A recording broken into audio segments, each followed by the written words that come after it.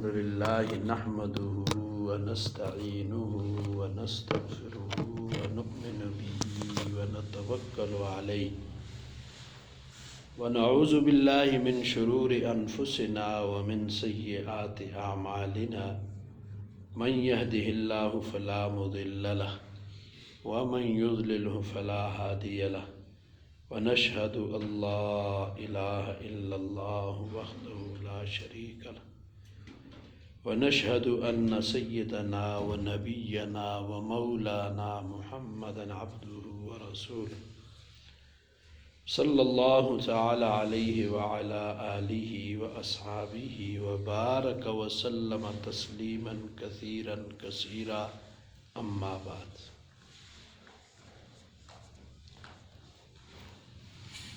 روح کی بیماریاں اور ان کا علاج شروع ہے،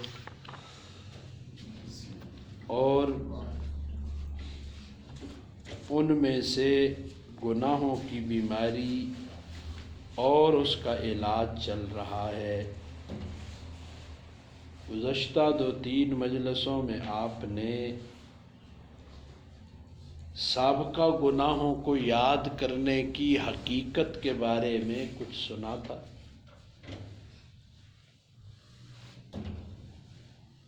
آج گناہوں کی تکمیل کے لیے گناہ چھوڑنے کا عزم۔ ایک ملفوظ میں حضرت تھانوی رحمۃ اللہ علیہ فرماتے، اگر توبہ کے وقت عزم ترک فی المستقبل نہ ہو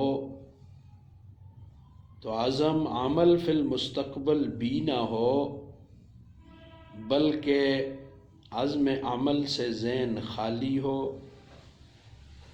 اگر اس طرح خالی الذہن ہو کر بھی توبہ ندامت کے ساتھ کی گئی ہو تو وہ توبہ صحیح ہوگی۔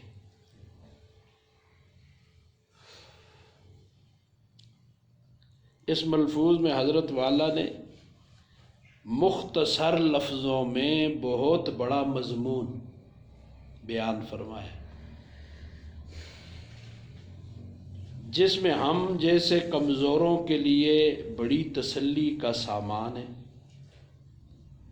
توبہ کے بارے میں تمام حضرات صوفیاء رحمہم اللہ یہ فرماتے ہیں کہ 3 چیزوں سے توبہ کی تکمیل ہوتی ہے۔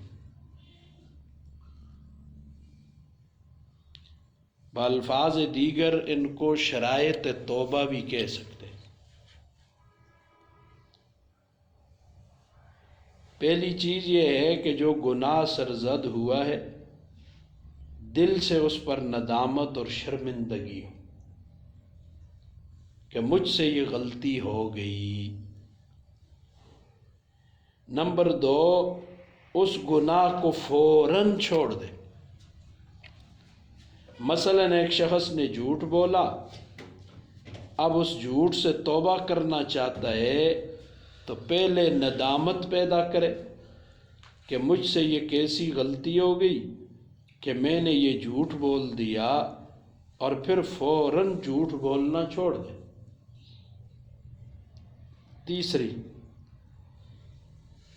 تیسری چیز یہ ہے کہ آئندہ کے لیے یہ عزم کرے، پختہ ارادہ کرے کہ آئندہ ہرگز یہ کام نہیں کروں گا۔ جب یہ 3 چیزیں جمع ہو جاتی ہیں تو پھر توبہ کامل ہو جاتی ہے۔ جہاں تک پہلی 2 چیزوں کا تعلق ہے، یعنی اس گناہ پر نادم اور شرمندہ ہونا اور اس گناہ کے چھوڑ دینا، ان دونوں میں عام طور پر عمل ہو جاتا ہے اور ان کے بارے میں کوئی شبہ نہیں رہتا۔ جہاں تک تیسری چیز کا تعلق ہے، یعنی آئندہ کے لیے پختہ ارادہ کرنا کہ میں آئندہ ہرگز اس گناہ کے پاس نہیں جاؤں گا، اس میں یہ شبہ رہتا ہے کہ میرا یہ عزم کامل ہوا یا نہیں۔ جب کہ آئندہ گناہ نہ کرنے کا عزم کرنا توبہ کا لازمی جز ہے۔ جب اس میں شبہ پیدا ہو گیا تو اس کے نتیجے میں توبہ مشکوک ہو گئی، اور جب توبہ مشکوک ہو گئی تو گناہ معاف نہیں ہوں گے، کیونکہ اگر تو یہ صحیح ہو تو اس کے اوپر اللہ تعالیٰ کی طرف سے معافی کا وعدہ ہے، لیکن اگر توبہ کے صحیح ہونے میں شک ہو جائے تو گناہ کے معاف ہونے میں بھی شک ہو جائے گا۔ بہرحال اس تیسری چیز کے بارے میں اکثر و بیشتر دلوں میں یہ خیال پیدا ہو جاتا ہے۔ ہمارے بزرگ حضرت بابا نجم اخسن رحمہ اللہ توبہ پر بہت زور دیا کرتے تھے۔ اللہ والے ہوتے ہیں، مختلف اپنی اپنی شانیں ہوتی ہیں۔ تو پیر عبدالرؤف شاہ صاحب ہیں، وہ زیادہ تر نماز، استنجا، وضو، یوگی والے اس پہ زور ہوتا ہے۔ حکیم اختر صاحب نور اللہ مرکزہ وہ اکثر بدنگاہی کی طرف زیادہ ان کی توجہ تھی۔ تو یہ حضرت بابا نجم اخسن صاحب یہ توبہ پر زیادہ زور دیا کرتے تھے۔ چنانچہ میں ایک دن ان کے پاس گیا تو اس وقت ایک نوجوان اپنے کسی کام سے ان کے پاس آیا ہوا تھا۔ اس نوجوان میں سر سے لے کر پاؤں تک دینداری کے کوئی آثار نظر نہیں آ رہے تھے۔ دینداری کے کچھ اثار ہوتے ہیں، آج کل دینداری کا کوئی اثر مسلمانوں پر نظر وہ کثرت کے ساتھ بس اللہ ماشاء اللہ، اور اس کو اہمیت ہی نہیں دی جاتی کہ میری شکل و صورت، میرا لباس، میرا یہ وہ مسلمانوں والا ہے یا غیر مسلموں والا ہے۔ وہ جی اندروں بس مسلمان ہونا چاہیے، دل سے مسلمان ہو۔ پتہ نہیں کہاں سے یہ سبق سیکھ لیتے ہیں۔ تو اندر کا معاملہ تو پھر اللہ، اور پھر اپنے آپ کو ہم سے مسلمان نہ منواؤ نا۔ اللہ کے ہاں تم مسلمان ہو ٹھیک ہے، اندر سے مسلمان، باہر سے مسلمانی تو مسلمانوں والے کاموں سے پتہ چلے۔ یہ دنیا کے احکام تو باہر پہ لگتے ہیں جی۔ تو اس لیے نکاح ہو رہا ہو اور اس وقت نکاح میں ایجاب قبول کرایا جا رہا ہو تو جس نوجوان کو قبول کرایا جا رہا ہے بس منہ بند کر کے بیٹھ جائے تو کیا خیال ہے نکاح کو مان لے گی نہیں؟ منہ سے اقرار کرے گا نا، بولے گا، کچھ ظاہر کرے گا، قبول ہے جی، تب مانا جائے گا۔ اب اسے کہیں بول، اندروں قبول ہونا چاہیے، اس تو قبول آخنا نہ کچھ نہیں۔ تو اس پر تو میں آپ کو بیسیوں دنیا کی مثالیں دے سکتا ہوں۔ بہرحال ظاہر کا بہت بڑا تعلق ہے، دنیاوی احکام کا تعلق ہے ہی ظاہر کے ساتھ۔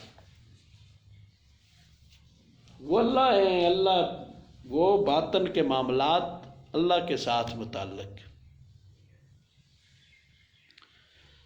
تو اسی طرح بہت سارے اور بھی ایسی باتیں، خیر اس پر دینداری کے آثار کچھ نظر نہیں آ رہے تھے۔ حضرت بابا صاحب رحمہ اللہ کا طریقہ یہ تھا کہ جو شخص بھی ان کے پاس آتا تو اس کے کان میں کوئی دین کی بات ڈال دیتے تھے، کچھ نہ کچھ کہہ دیتے۔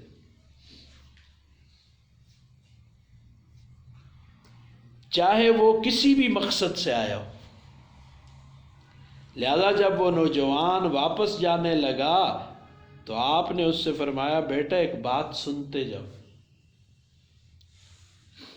وہ یہ کہ لوگ دین کو بہت مشکل سمجھتے ہیں کہ دین پر عمل کرنا بڑا مشکل کام ہے۔ ارے کچھ بھی مشکل نہیں، بس رات کو سونے سے پہلے تھوڑی دیر بیٹھ کر اللہ تعالیٰ کے سامنے توبہ کر لیا کرو۔ وہ نوجوان آدمی تھا، نہ نماز نہ روزہ نہ کوئی اور عبادت کرتا تھا، لیکن حضرت والا نے اس کے کان میں یہ بات ڈال دی کہ بس توبہ کر لیا کرو۔ اب نیا آدمی جو ناشناس ادا ہوگا تو وہ اس واقعے کو دیکھ کر یعنی حضرت کی ان اداؤں کو یا ان باتوں کو نہیں سمجھتا تو فوراً یہ سمجھے گا کہ حضرت نے تو اس کو کھلی چھٹی دے دی ہے۔ اسی لیے آج کل اعتراض ایک دم کرتے ہیں بزرگوں کی باتوں پر، ان کے کاموں ہو جی فلانے نے یوں کر۔ تو جو چاہے کرتا رہے، نہ نماز پڑھ نہ روزہ رکھ اور گناہ بھی کرتا رہے، لیکن رات کو بیٹھ کر توبہ کر لیا۔ بزرگوں کی ان مزاجوں کو اور ان باتوں کو سمجھتے نہیں نا، تو اس لیے اعتراض کر لیتے۔ یہ چھوٹ دینا ان کے لیے کیسے درست ہوا؟ یہ کیسے بزرگ ہیں؟ نہ نماز کا کہتے ہیں نہ روزے کا کہتے ہیں اور اس کو چھوٹ دے دی۔ بات دراصل یہ ہے کہ وہ اللہ کے بندے جن کو اللہ تعالیٰ فہم عطا فرماتے، یہ حضرت لوگوں کو شکار کرتے ہیں، اور شکار کرنے کے لیے جس طرح کا دانہ ڈالا جاتا ہے اسی طرح ان لوگوں کا بھی شکار کرنے کا ایک طریقہ ہوتا ہے۔ شکاری لوگ شکار کرتے ہیں، اسی طرح یہ اللہ والے بھی شکار کسی انداز سے کرتے ہیں۔ کیونکہ اگر اس نوجوان سے یہ کہہ دیتے تو روزانہ 5 وقت نماز پڑھا کر اور یہ جو بیہودہ لباس پہن رکھا ہے اس کو چھوڑ، اور تو نے داڑھی منڈائی ہوئی ہے اس کو چھوڑ، تو وہ نوجوان پہلے دن ہی بھاگ جاتا اور کبھی واپس نہ آتا۔ اس لیے حضرت نے اس سے صرف ایک بات یہ فرما دی کہ رات کو بیٹھ کر اللہ کے سامنے توبہ کر لیا کرو۔ بات دراصل یہ، اگر اس نوجوان نے اس بات پر عمل کر لیا کہ روزانہ رات کو اللہ تعالیٰ کے سامنے توبہ کرنے لگا، تو اس کے نتیجے میں اللہ تعالیٰ کے ساتھ اس کا تعلق جڑ گیا، کیونکہ اب تک وہ غفلت میں تھا، اللہ تعالیٰ سے اس کا تعلق کٹا ہوا تھا، اور کبھی اس کے دل میں اللہ اور اللہ کے رسول صلی اللہ علیہ وسلم کا خیال بھی نہیں آتا تھا۔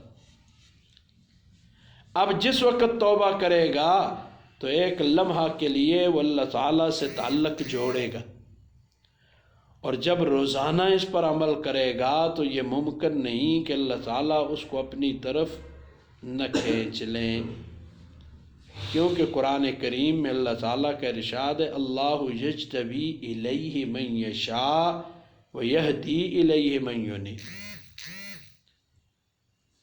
عام طور پر اس کا ترجمہ یہ کیا جاتا ہے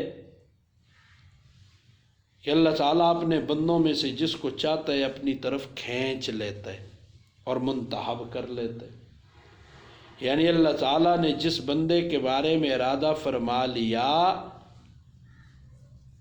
کہ اس کو ہدایت دینی ہے اور اس کو اپنا مقرب بنانا ہے، تو اللہ تعالیٰ اس کو اپنی طرف کھینچ لیتے ہیں۔ عام طور پر یہی ترجمہ کیا جاتا ہے،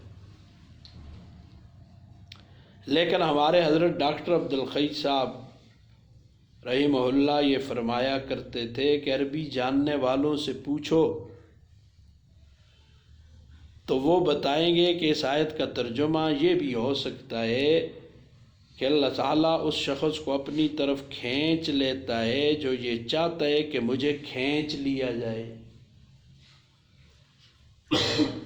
جو اپنے آپ کو کھنچوانا چاہتا ہے نا، کیونکہ لفظ یشاء کے فاعل کی ضمیر جس طرح اللہ کی طرف لوٹ سکتی ہے اسی طرح لفظ من کی طرف بھی لوٹ سکتی ہے، اور یہدی الیہ من ینیب کے معنی یہ بھی ہو سکتے ہیں کہ اللہ تعالیٰ اپنی طرف سے اس شخص کو ہدایت دیتا ہے جو اس کی طرف رجوع کرتا ہے اور اس سے تعلق جوڑ لیتا ہے۔ تو جو رجوع اور اللہ کی طرف تعلق جوڑنے کا ہی ارادہ ہی نہ کرے تو زبردستی تو اس کے گلے میں نہیں مڑا جاتا ہے، سمجھ آئی؟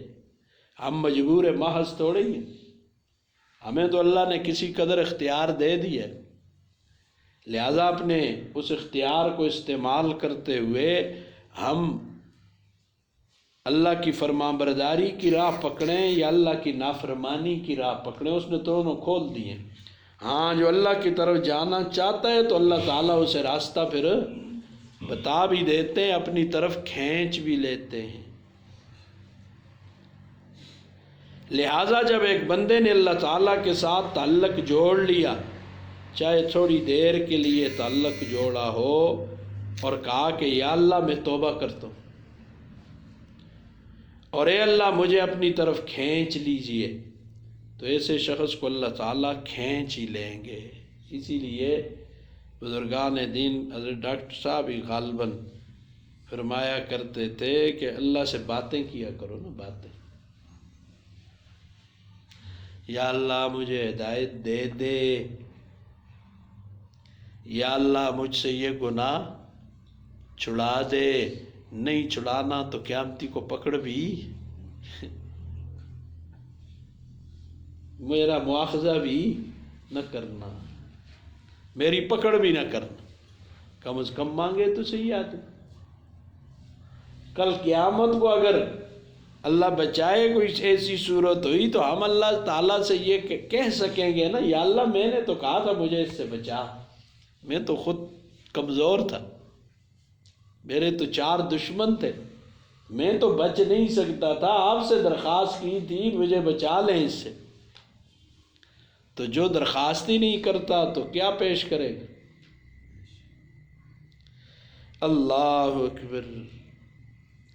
بہرحال بندے کا کام یہ ہے کہ ذرا سا اللہ تعالیٰ کی طرف رجوع کرے اور اس سے مانگے کہ اللہ مجھے آپ کیوں محروم فرماتے ہیں، مجھے بھی اپنی طرف کھینچ لیجیے، اور اے اللہ اگر میرے اندر شرائط نہیں پائی جاتی تو وہ شرائط میرے اندر پیدا کر دیجیے، اگر میرے اندر وہ تقاضے اور اوصاف نہیں ہیں تو اے اللہ ان اوصاف کو میرے اندر پیدا کرنا آپ کی قدرت میں ہے، اے اللہ وہ اوصاف اور تقاضے میرے اندر پیدا کر دیجئے۔ اس طرح اللہ تعالیٰ سے مانگو، اور جب ایک مرتبہ اللہ تعالیٰ سے تعلق جڑ گیا تو بس یہ تبدیلی کا نقطۂ آغاز ہے۔ کیا ہے جی؟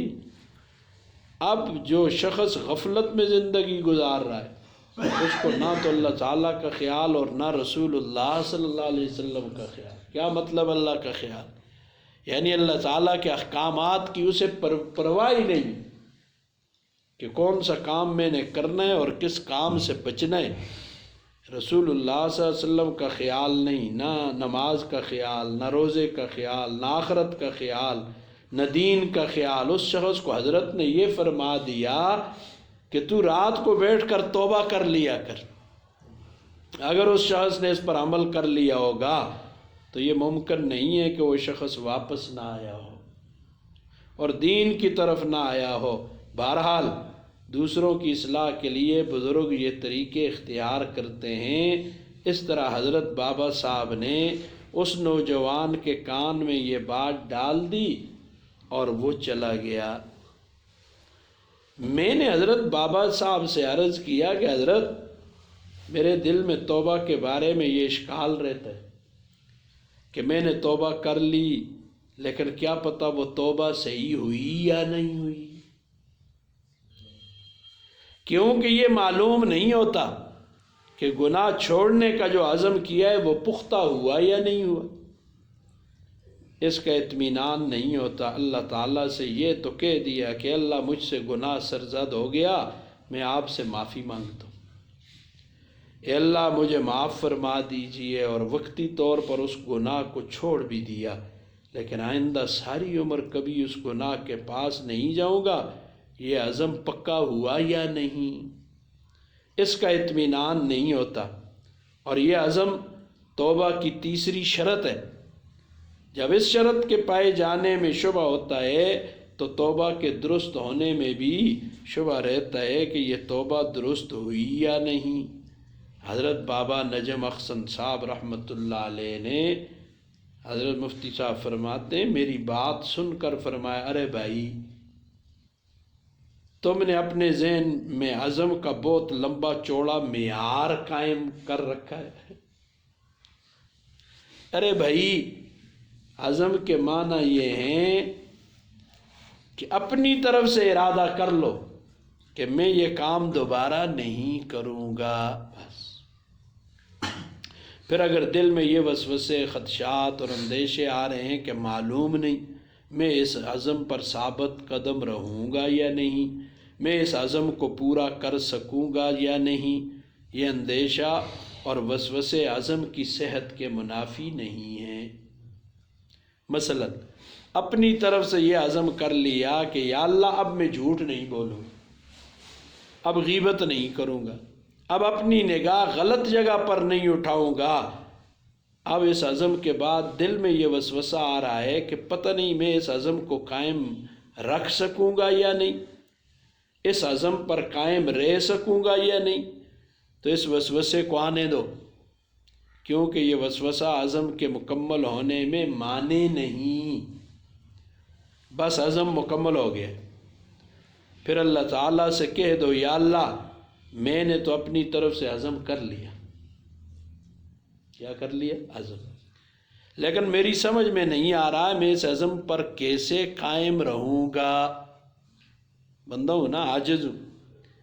اے اللہ آپ ہی مجھے توفیق عطا فرما دیجئے، آپ ہی مجھے استقامت عطا فرما دیجئے، اور آپ ہی مجھے اس عزم پر قائم اور دائم رکھیے۔ بس توبہ مکمل ہو گئی، اس لیے کہ عزم کا مطلب یہ ہے کہ اپنے اختیار سے ارادہ کر لینا۔ اب اس ارادے پر میں کتنا قائم رہوں گا اور کتنا قائم نہیں رہوں گا، اس کی پیشن گوئی تو کوئی بھی نہیں کر سکتا، یہ کسی کے بس میں نہیں، کسی کے، یہ اختیار سے باہر ہے، اور جب اختیار سے باہر ہے تو انسان اس کا مکلف نہیں، کیونکہ انسان اپنے اختیاری امور کا مکلف ہے۔ حضرت بابا صاحب نے ایسی بات فرما دی کہ الحمدللہ، اس سے بڑا اطمینان اور تسلی حاصل ہو گئی۔ عزم عمل سے ذہن خالی ہونا چاہیے، اس پر انشاءاللہ آگے بات کریں گے۔ تو کیا کہا؟ بازا بازا ہرچے ہستی بازا، گر صد بار توبہ شکستی بازا، 100 بار بھی توڑی ہوئی ہے پھر بھی باز آ جا، اس کے سوا راہ جو کوئی نہیں۔ کہاں جائیں گے؟ ادھر ادھر تو اس لیے دیکھے کوئی اور راستہ ہو نا، کوئی اور منزل اور ٹھکانہ ہو، جب اللہ کے علاوہ ہمارے لیے جگہ ہی کوئی نہیں، راستہ ہی کوئی نہیں، یہ کہاں جائیں گے؟ تو جیسے جیسے چھوٹا بچہ اس کو ماں مارتی ہے، غصہ جب آتا ہے نا، کبھی تماشا کیا کرو، گھر میں یہ نظارہ آپ کو مل جائے۔ ماں کسی وجہ سے، اس کی شرارت کی وجہ سے کپڑے گندے کر لیے، کچھ کر لیا، تو جی ماں اسے مارتی ہے تو یہ مارنا دشمنی کے لیے نہیں ہے، پدری کیا ہے؟ ماں کی شفقت ہے، ممتا ہے، محبت ہے۔ اب اس کو مار کے اس سے دور پھینک رہی ہے، وہ چمٹ رہا ہے واپس، وہ کیا کر رہا ہے؟ واپس آ رہا ہے۔ اسے باہر سے پھینک دیے، وہ کیا کر رہا ہے؟ ہم ہاتھ پہلے اٹھاتے ہی نہیں، اٹھا لیے تو ہم کہتے ہیں بھائی ادھر ہاتھ اٹھے نا، ادھر ہماری مرضی کے مطابق ہو جائے۔ جی ہاتھ اٹھاؤ، اللہ سے مانگو، بار بار مانگو، ضروری نہیں، ہو سکتا ہے 10 سال لگ جائے، 15 لگ جائے، دنیا میں پوری نہ ہو، یہ ضروری نہیں ہے۔ ادھر سے ہم اپنے آپ کو پتہ نہیں سمجھ کیا لیتے ہیں ہاتھ اٹھاتے وقت، ہم سمجھتے ہیں کہیں ہمارا استحقاق ہو، ادھر ہاتھ اٹھائے نہیں، ادھر پورا ہوا نہیں، ایسا نہیں ہونا چاہیے۔ بار بار ادھر سے ایک طرف ہم کہتے ہیں اللہ ماں سے 70 گنا زیادہ محبت کرتے، تو ماں کے ساتھ ہمارا رویہ کیا ہوتا ہے؟ ماں کہتی ہے پرا دفعہ جل نکل بغیر تیا فلاں، تو ہم نکل جاتے، یا واپس پھر چمٹتے۔ تو یہی معاملہ اللہ سے کرو، نہیں ہوئی تو پھر چمڑو نا، پھر جلسہ۔ پھر بار بار چمٹ جاؤ، بار بار اصرار کرو، بار بار اللہ سے مانگو، اس کے سوا در کوئی نہیں ہے، یہ یاد رکھنا۔ جہاں بھی جائیں گے دھتکار دیے جائے گی، کوئی ہے ہی نہیں، وہ ایک در ہے، جہاں پہ جائیں گے تو انشاءاللہ سنبھال لیے جائیں گے۔ تو ہم اس رب سے مانگنے کی میری بھی نہیں ہے تو آپ کی تو ہوگی، اگر نہیں ہے تو عادت بنا لیں، ہر معاملے میں، ہر چلتے پھرتے، ضروری نہیں کہ ہاتھ اٹھائیں گے تو مانگیں، چلتے پھرتے بھی ہر وقت اللہ سے مانگیں، چلتے پھرتے مانگیں۔ جو کام نہیں ہو رہا ہے باہر نکلیں، تجربہ کرو، کبھی نسخہ دے رہا ہوں، اور نہ بننے والے کام، راستے میں عورتیں غیر محرم آ گئی، وہیں جھکا دو، دل پیارے چل جائیں گے، اس وقت پھر مانگو اللہ سے، دیکھو اسی وقت پوری ہوتی ہے کہ نہیں ہوتی۔ دیر ہماری طرف سے، اللہ کے ہاں کوئی دیر نہیں۔ بد نگاہی سے اپنے آپ کو بچا کر، عزم کر کے کہ اس قسم کی چیزوں کو، موبائل استعمال کرنے وہاں آئے گی تو فوراً ہٹا دیں گے، یہ اندر میں داعیہ اور جذبہ پیدا کر کے تو انشاءاللہ اللہ سے مانگنے کا اہتمام کریں گے، اور اپنی طرف سے جتنی ہماری استطاعت، قوت اور جتنا ہم مکلف ہیں اس کے بقدر ہم کوشش کر لیں، باقی اللہ کے ذمہ، باقی پھر کام کس کا ہے؟ اللہ، وہ ہمارا نہیں۔ اللہ ہمارے دلوں کے عزم، ارادے، نیتیں، خیالات سب جانتے ہیں، سمجھ آئی؟ سب جانتے ہیں۔ تو اس لیے اس خالق کائنات کی طرف زیادہ ہماری توجہ ہر وقت ہونی چاہیے، بنسبت یہ ہے کہ اس کی مخلوق یہ سوچتے رہے فلانا کیا تو یہ کہ آج کل لوگ ڈپریشن، ٹینشن کے مریض اس لیے زیادہ ہو گئے، وہی سوچتے رہتے ہیں فلانے نے میرے بارے میں یہ کہا، اس نے یہ کہا، وہ کیا سوچ رہا ہوگا، وہ کیا کر رہا ہوگا۔ جنہیں اللہ بندے چھوڑو، پر جو مرضی سوچیں، لوگوں کی سوچ پر اللہ نے ہمارے فیصلے تھوڑے ہی کرنے، سمجھ آئی؟ تو اس لیے یہ دل سے بات نکال دیں، اللہ کرے مجھے بھی نصیب ہو جائے کہ جب یہ احساس کمتری کی وجہ سے ہوتا ہے،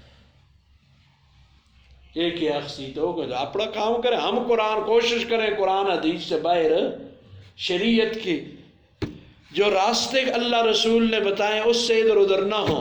باقی کسی کو پتہ ہی نہیں ہے، وہ غلط کر رہا ہے تو اس کے غلط کرنے کا کیا مطلب ہے؟ جی اللہ اکبر۔ اس کو مثال سے یوں سمجھ سکتے ہیں، ایک ڈرائیور گاڑی چلا رہا ہے اور صحیح اصول ضابطوں کے مطابق، اور اس کے ساتھ سواریاں 5 10 15 20 اور بھی بیٹھی ہیں، اب وہ بے شک سوچتے ہیں یہ اصول ضابطے نہیں توڑ رہا، صحیح قانون کے مطابق چل رہا ہے، تو لوگ کہتے ہیں وہ دلا میں سوچی کوئی آج یہیں غلط ہو سکتا ہے، وہ خود غلط ہو، اس کو نہ پتہ ہو یہاں کیا کرنا ہے۔ تو اب اگر یہ اصولوں کے مطابق چل رہا ہے تو اب ناواقف، انجان، نہ جاننے والا وہ دل میں جو مرضی اس کے بارے میں سوچتا ہے۔ تو اس لیے ہم یہ نہ سوچیں، ہم یہ دیکھیں اللہ رسول کے احکامات کے مطابق ہم ہیں یا نہیں ہیں، بس۔ پھر کسی کے کہنے سننے والی بات کی طرف دھیان ہی نہیں۔ پھر اگر کسی کی ایسی بات کا پتہ چلتا بھی ہے تو اپنے گریبان میں جا کے واقعی میرے اندر یہ کمی اور یہ کوتاہی اور اللہ رسول کے حکموں کی خلاف ورزی ہے، تو اس سے میں اپنے آپ کو بچاؤں، تو انشاءاللہ اللہ تعالیٰ اصلاح فرما دیں گے، ٹھیک ہے نا انشاءاللہ۔ یہ جو ایک پچھلے خاصے عرصے سے میں بار بار کہتا ہوں وہی بات آج سمجھو آ گئی، میں کہتا ہوں سونے سے پہلے احتساب کرو۔